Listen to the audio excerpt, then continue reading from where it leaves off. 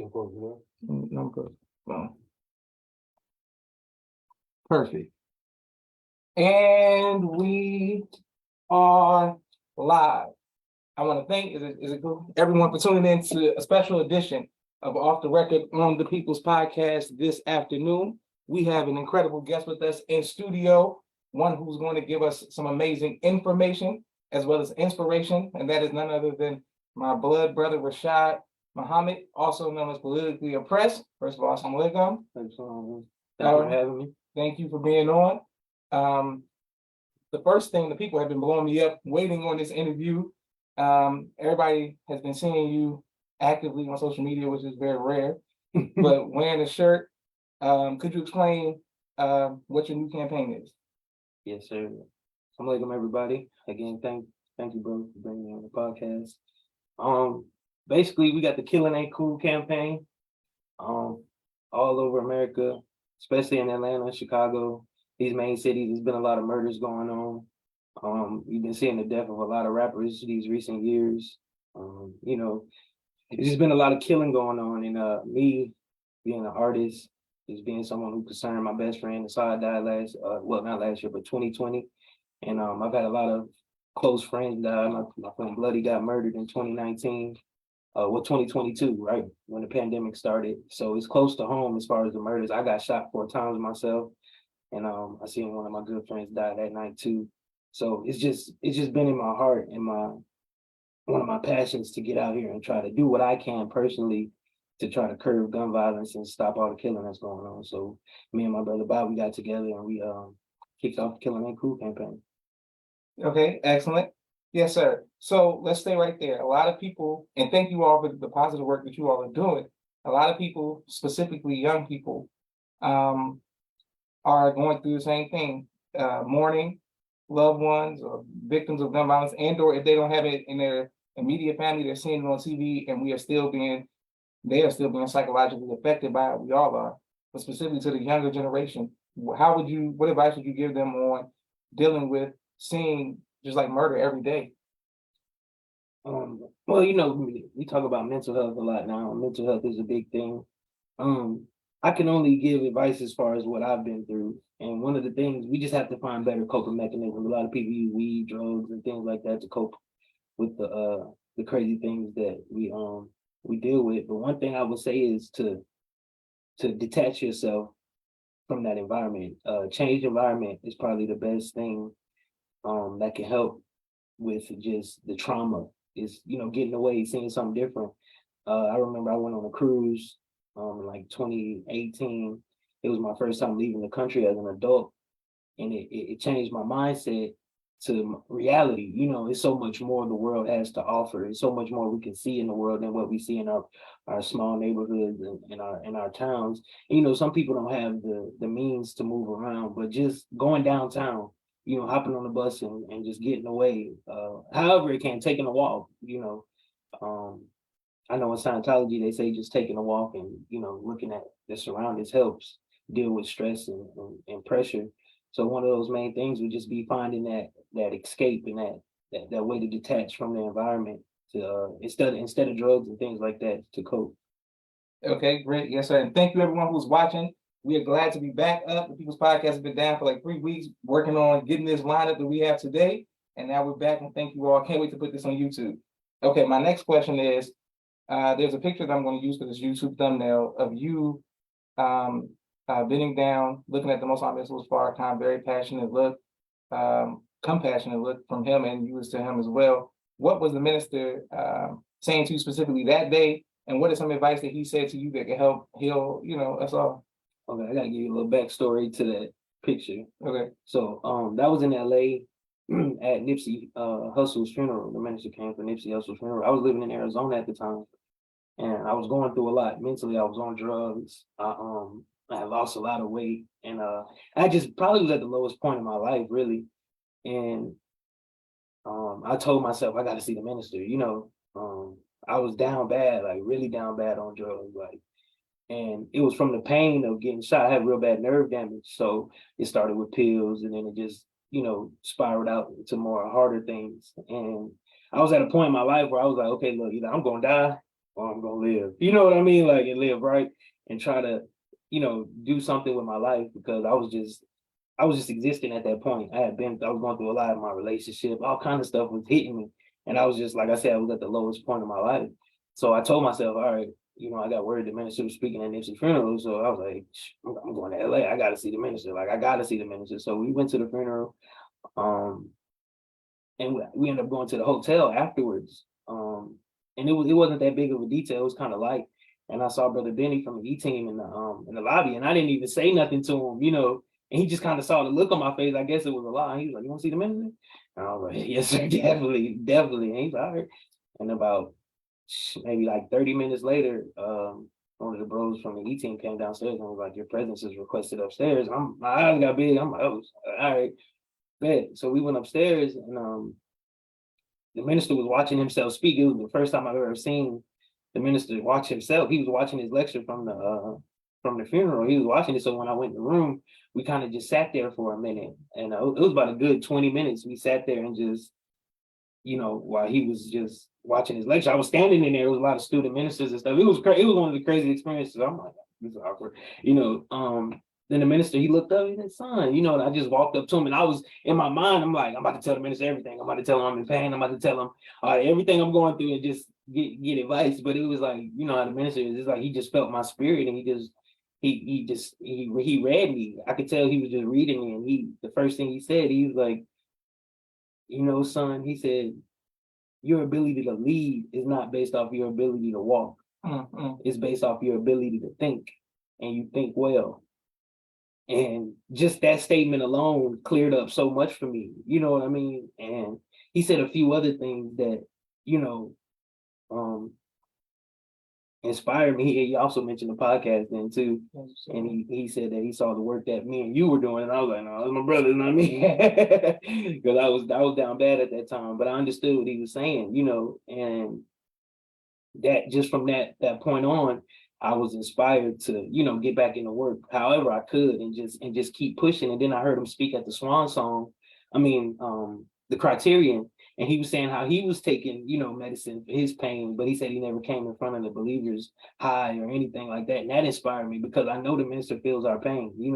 I know the minister knows what we deal with on a daily basis. So for him to say that, it just kept giving me encouragement just to keep going no matter what. And like I said, today I'm better than ever, and we still pushing. I'm still going through it, but I'm better than ever. Praise be to Allah. Yes, sir. Yes, sir. All praise be to Allah. Thank you, everybody who's watching. Okay, so after the minister, you get to see the minister next year. So currently you see this. But what is your favorite memory of your interactions with the Most High Prince Farrakhan? My favorite, man. That's hard to say. It's been a lot, but I guess I'll say we were in Phoenix at the National House in Phoenix, and the minister was coming. He was walking towards the pool exercise area, the barbecue area in Phoenix, and I just happened to be standing there, and he saw me, and he said, "Throw that cane down and start running." Mm-hmm. And he just reached and just grabbed both of my legs, and he just touched them, and I threw my cane down, and I just was standing there. But that was one of the most powerful things because I heard about how Jesus would, make the lame walk and things like that. So I feel like every time the minister sees me, he gives me that encouragement to, throw my cane down and start running and walk again, and that is possible, Beautiful. All praises to Allah. Thank everybody who's watching. All right, and can't wait to put this on YouTube. Okay, my next question is, a lot of people have been this recent Mother's Day and something else. But mainly Mother's Day and some with the women. But people were sharing pictures of all of the sisters around the nation, and they were showing picture of our mothers and Sharrieff on the pictures and stuff like that. And people have been waiting to hear, like your favorite memory of mom. Could you let us know? Oh yeah, well, a lot of people don't know. A lot of people don't know I get my gangster side from my mom. They see my dad and they think I get it from him. No, my mom was the gangster. My mom was the extremist. She was the one I get all my radical thoughts and my radical ways from. She always used to tell me she was shooting, qualifying for her black belt when I was in her room. That's why I got an obsession with guns so much. But one of my favorite stories with my mother was we were in Brunswick one time on St. Simon Island, We got a beach house. This was like 99, maybe early 2000s, late 90s. And we decided to take a walk one morning, just me and her. And we were walking around the island, and a big old hunting dog started following us one time. And I kept looking back. She told me stop looking back. I didn't mean the dog was, he was probably bigger than me. And I just kept looking back. And she was like, stop looking back. And she kind of hit me. And I'm like, Mom, do you see this dog? Like it's like on us. So every time I look back, it was trotting faster and faster. So I finally look back and I'm about to start running. I'm like, I don't know, I don't know about you, dog, but I'm about to take off.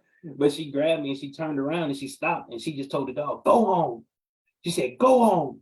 And that's when I seen Allah in her, and I seen her put the fear of Allah in that dog, and it made the little sound. It turned away and it went home, and I knew she had that love for me, that real mother's love, to protect me. And like I was really shocked at because I thought the dog was gonna eat us both, like the way it was looking. But yeah, she put the fear of Allah in that dog, and I knew she loved me at that moment, and she was teaching me a lesson, to fear no one but Allah. Beautiful. Praise to Allah. Okay. And speaking of mother's love and things of the love of the child, how has being a father impacted you? Man, being a father changed my life completely. Definitely completely. It made me start living for other than myself. My daughter was born in 2015, and around that time I was just cracking off the music. I don't know, the climate in America was real. There was a lot of injustice going on to Mike Brown. There was a lot of people getting murdered. I was going to protest a lot, and type of stuff on Facebook, crazy statuses about the police. But I seen the type of energy that I was putting out in the atmosphere, and I seen how it was coming back on me with just getting targeted, getting arrested, getting messed with. Like I was just putting that energy out there though. Like I don't make no excuses.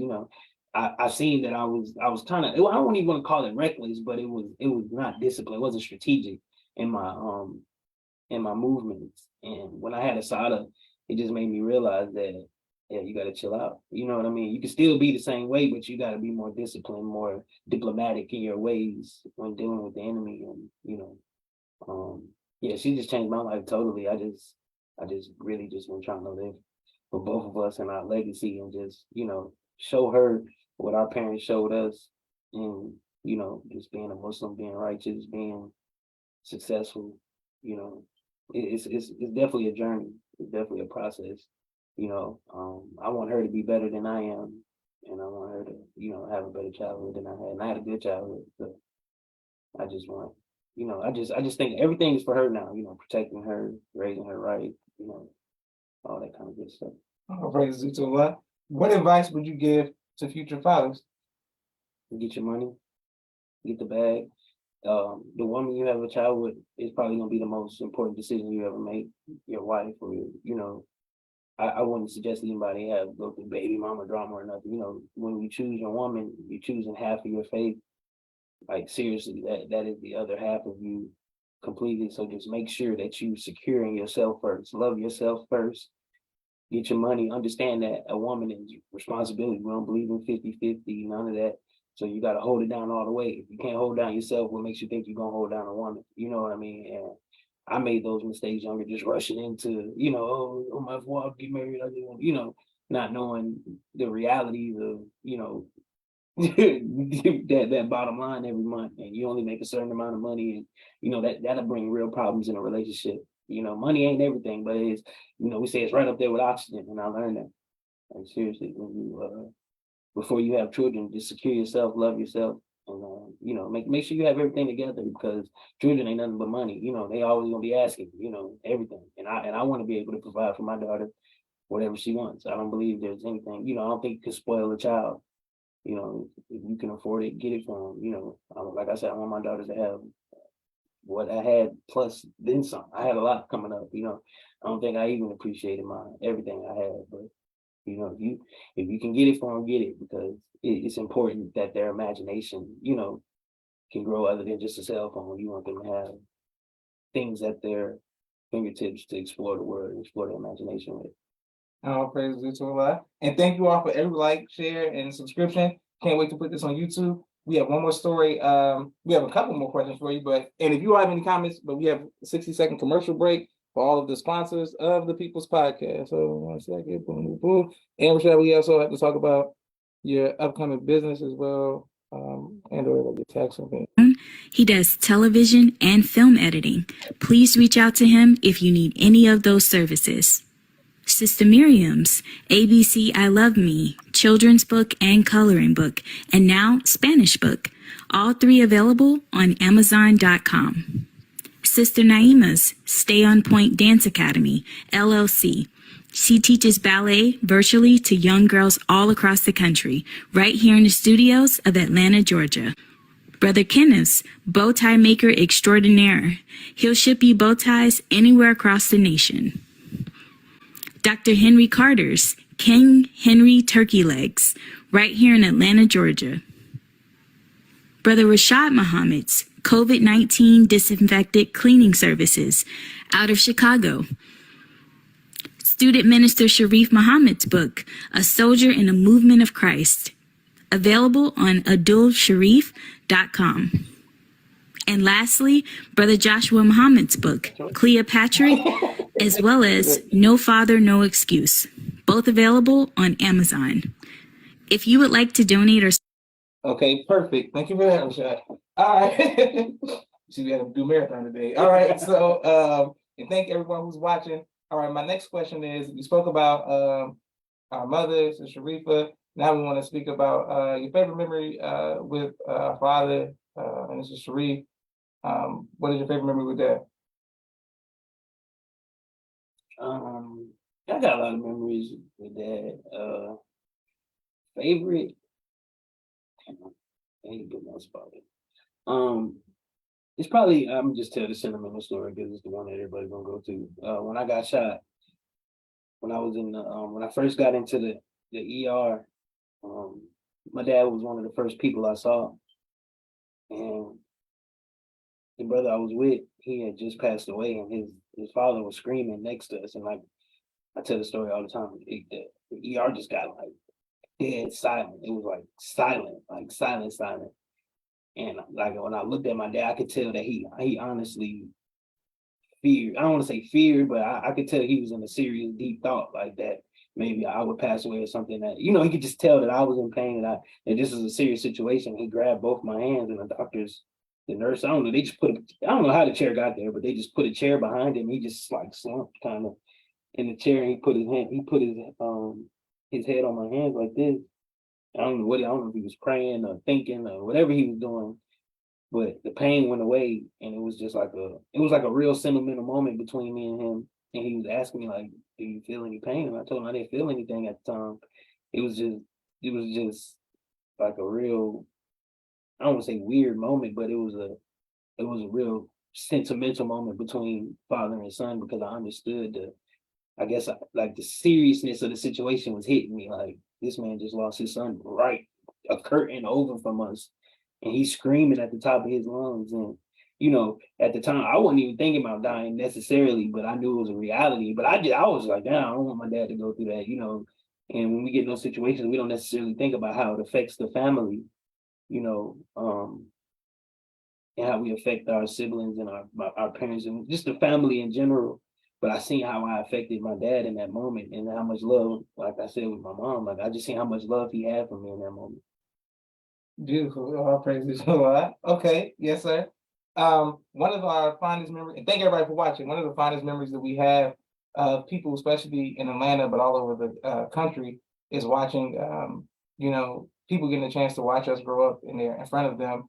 When we came to Atlanta, the youth movement was something that was very inspiring to people, seeing, us drill the music, us speak, us just be in the community. What's your favorite, memory of, the youth movement, like when you first came to Atlanta and how that was? Man, just probably my first visit to Atlanta. You had been here already, and I wasn't really active in the mosque in Chicago like that. So when I came here, it was like a completely different spirit, everything. And I remember pulling up to the mosque and I'm like, I don't want to be bougie, but I'm from, from Mariana. I saw the mosque, I'm like, this is the mosque? Like, what is this? But when I went inside, I was like, okay, it's bigger than just what it looked like on the outside. And I saw, but it wasn't even about that. It was the spirit that hit me. like, man, I'm like, look at all these young people, and they like Muslims, like they're in the mosque, like like they active in the mosque. It was just a good feeling. It was that whole weekend. They had study group. Uh, it was just so much going on in the mosque. Every day something was happening at the mosque, and then even the minister came to the mosque, and just to see the youth salute him, and he did the tour of the mosque, and I'm looking like, wow, like man, this is dope. Like this is a dope city. I remember I cried. We left. We were going back to Chicago. I was crying on the plane because I didn't want to leave. So yeah, it was just the spirit of the Atlanta mosque when we first got here was very welcoming and very strong and powerful. Praise the Lord. Shout out to everybody who was sincere with their positive spirits. All right, my next question is for you, your tax company. Okay, you want to talk about that and let us know, how we can support and how, people, is that your next venture or is it gonna be music? What's gonna happen? I mean, everything, that's just one piece of one piece of the puzzle. Me and Brother Mateen out of Phoenix, we have a company called Upright. We've been doing taxes since 2015, almost. It's been lovely. It's a wonderful thing. It's not even just taxes, it's financial services as a whole. We do credit, personal credit, business credit. We're trying to venture off into insurance, life insurance and things like that. You can definitely go to upright.com. That's uprght.com. And you can, log in and see what we got going on. Definitely. Okay, yes, sir. Shout out to you and your business partner. All right. And speaking of music, behind me is some of my favorite albums. You can't see fully because we have the whole view, but y'all seen all the albums on the wall. What would you say has been your favorite album of all time? The Eminem Show. Okay. And I know a lot of people are gonna be mad at me for that, but I don't care. Tupac is my favorite artist. Then number 2 is Eminem and the Eminem Show. And then I got Get Rich or Die Trying coming second, and then College Dropout is number 3. Well, I don't know, College Dropout might be better than it. It's right there. But overall, the Eminem Show for sure. Especially personally, like how it affected me personally, the Eminem Show for sure. I was just listening to it the other day when I was working out. Like that's my all-time favorite album for sure. I didn't know that. Yeah, definitely. That's that. Okay, yes, sir.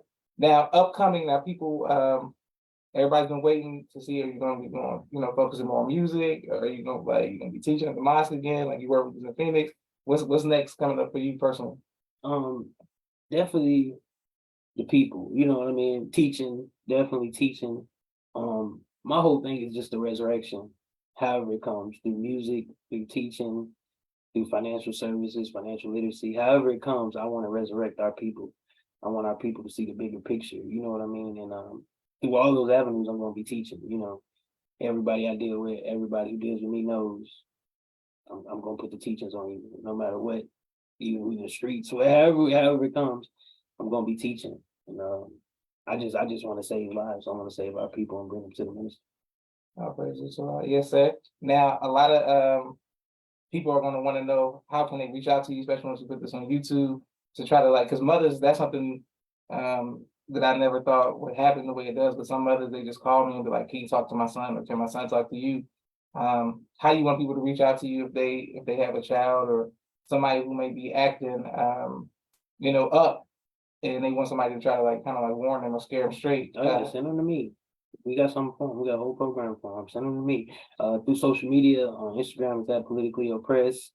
Facebook is Rashad Muhammad. Then we have the Killing Ain't Cool page. Killing Ain't Cool with K, cool with a K. But yeah, definitely reach out on social media. Send them to me. And also, if you all want to support the Killing Ain't Cool campaign, please go to Killing Ain't Cool on Instagram, DM, get your shirt. We want to push this message all over the United States. So by you supporting the campaign, we'll be able to go out in the streets more with the 10,000 Fearless and, get out here and get our people. Yes, sir. All right, great. Got 2 more questions for you. So I want to come back to the minister and your child. You spoke about the youth movement, but the minister in Chicago, seeing him as a junior FOY, growing up around the minister, what was that like? How did that impact you, knowing, who he is, and then seeing him as a child as you grew up? Well, of course, then I didn't understand the magnitude of it, but now looking back, it's unbelievable. That's why when we pray, we say I've been greatly unjust to myself and I confess my faults. Not everybody. I know people who've been in the nation their whole life and haven't personally met the minister or been up on the minister like I have, or like a few other people have. And we take that for granted sometimes. But, like I've been around a number of celebrities, you name it, and none of them come close to his majesty or the effect that I get being around him, the spirit you get when being around him, that glow he has, just that aura of like, whoa, it's like the magnitude of who he is, every time, even when I knew that when I was a child, just seeing him walk in, the way he walked in and just the smile, the love, you know what I mean? I remember holding the door for him at the salon one time, and just how he came in with the fur coat. The minister was on the phone. He's just the coolest man in the world, like I love the minister. I love this, and I love to see how the team move with him. And it's just a sight to behold for sure. Okay, so I guess speaking of that, we want to make sure that we get this question out there too. You're named by the Most High Prince Farrakhan, and how do you think that affects your future, or what do you think that he saw in you to name you Rashad, and what do you think that like how do you reflect on that to have a blessing? Well, yeah, my mother always told me that Rashad means one who forges the way for others, and he who is the example of poor men. And my life has definitely been an example for people, good and bad, and I've definitely forged the way for others through trials and tribulations. So I feel like the minister had the foresight to see that, I was going, going to go through some things to help the nation and help our people ultimately through my trials and tribulations. Yes, sir. Yes, sir. Okay, great. Now, most of the time, mommy has 4 children. The nation of the world perceives me as to be like the trouble child or the bad child. What advice? What advice would you give to to other people who are watching all of their loved ones go through? We all going through something. What advice would you tell people to be like, how to be patient with everybody, while you're going through something, especially the young people? And you just say the right patience. We all you got to respect people's journey, and everybody has somebody in their life that's going, hold up that mirror to them. And those are the ones you need with you, not the ones that's going to appease you when you're doing bad or down bad. They're going to, help you continue down that road. You need that friend or that loved one that's going to say, hey, look at yourself. As you going down the wrong path, or you're doing this, or you should be doing this. This is where you want to be. And I got friends on both sides of the spectrum. Some friends that are complacent and just I don't want to say hinder me, but they don't necessarily stop me from being in the work that part of myself. And then I have other friends that we fight and we tell, but I appreciate them holding that mirror up to me and let me know that you can do better, you can be better, and this is where you need to be. This is what you need to be doing. But it's just you got to balance that out, because sometimes you can drain somebody with the self-righteousness and that you turn people off by being too self-righteous and not just really be, you got to come from that real deep place of love and understanding that this person is really in a battle. It's not something you can just stop overnight all the time. I hear, you just stop it, you just quit, you just stop. It is that easy, but for some people it's not.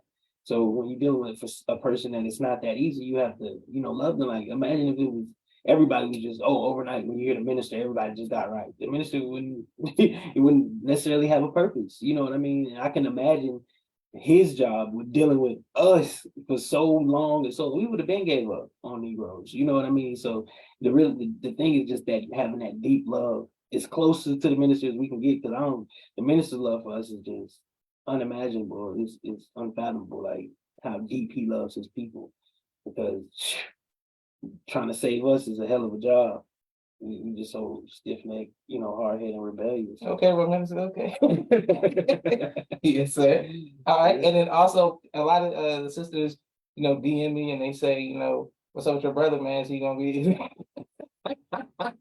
you know what I'm saying? Are you ever gonna be looking, to get married again? That's a long story. Marriage is something I'm working on. Okay, okay. I don't really want to say my beliefs publicly because I don't want people looking at me crazy. It's just I have I'm learning, you know what I mean? Okay. I'm learning. I got to get back into that mind space. But right now I'm good, Okay. I'm just working on myself, loving myself, raising my daughter right now. Eventually, yes, I do. I know, I want a companion for sure. Definitely want a life companion, and we'll work that thing out. All right, great. Yes, sir. Okay, so sister, hold your position until you're ready to make it, you know what I'm saying, make a move. Yeah. All right. Lastly, Savings Day seemed to be I got to see a chance to see you on the side of and see, the believers showing you love and showing, a side of love. What was your favorite memory of Savings Day? This past everything. Mm-hmm. Oh man, just the drill competition is always my favorite thing. Of course, the Sunday lecture. I saw the youth. I wasn't at the youth council thing, but that was good. I feel like we're moving in the right direction as far as young people in the nation. And vending always. I love going through vending. The side I had a great time in vending. She brought all kind of lotions and stuff. She was just buying up everything from all the believers, and they definitely showed their love. So I appreciate that. But definitely the drill competition. Yeah, I had a good time at the drill competition. Yes, sir. Do you miss calling for the drill competition? Oh yeah, definitely. What advice would you give people who are putting together some of their routines and stuff like that, like, with the drill? Just creativity, discipline, and look to be different. That off factor you can never lose with that off factor. We've seen it year after year. Everybody's going faster, trying to get that off factor. I want to see somebody slow it up now. You know what I mean? Because it's kind of hard to judge when everybody's moving all fast. So, but yeah, I just be different. Keep it militant. Maybe one day I'll be back up there again. So it's it. Yes, sir. Well, love you, Rashad. I want to thank everybody who's watching. What's his name?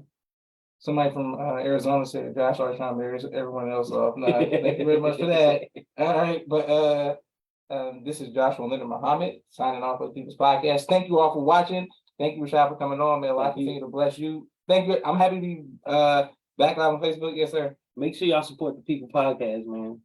It's one of the best things we got in the nation. Please support the People Podcast. Please support it. It's one of the dopest podcasts we got. Thank you very much.